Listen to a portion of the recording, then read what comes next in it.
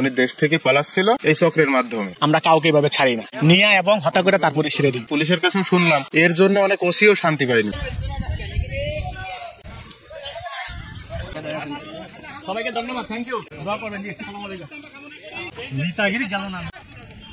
আমার যেহেতু পায়ের একটা ট্রিটমেন্ট করার দরকার এবং আমার মা অসুস্থ, গত বৃহস্পতিবার একজন লোকের মাধ্যমে তো ওনারা বলছে যেহেতু আমাদের মেডিকেল বিষয়ে এখন সমস্যা দেয় না, ভারত আয়ের আগে মারে চিকিৎসা করাইছে, আমরা নিজেরও চিকিৎসা হয়েছি, যার কারণে আমার বলছে এখান থেকে একটা পাসপোর্টে বৈধভাবে ভিসা দিয়ে যাওয়ার একটা ব্যবস্থা করবো। সেই ক্ষেত্রে আমি আমার নিজের পাসপোর্টও নিয়ে আসছি, ওরা সেগুলো করে না, ওরা আমার অবৈধ পথে দিতে এসেছিল নদী দিয়ে, আমি সেখানে যাই নাই এবং না যাওয়া তো হাতে পায়ে কান্নাকাটি করছি। মূলত ওরা ছিল একটা চক্র, প্রতারক চক্র, আবার টাকা হাতে নেওয়া। আমার সেই দিন নির্মম নির্যাতন করে এবং তারা টর্চার করার পরে রাতে আমার অনেক আমার যেগুলো বিকাশ এবং আপনার এটিএম কার্ডের টাকা টুকা সেগুলো আমার সাথে যা ছিল সব নিয়ে আমরা বদ্ধ করে রাখছে প্রায় 3 দিন। রাতের বেলা জমির মধ্যে নিয়ে যায়, নিয়ে বলে জবাই করে এরকম টাকা দাও। আমার কাছে কোথের কাছে টাকা দেবো, টাকা নাই। জীবননগর থেকে মোটর সাইকেলে তারা 2 জনের মাঝখানে আমার বসে নিয়ে যেতে চেয়েছিল।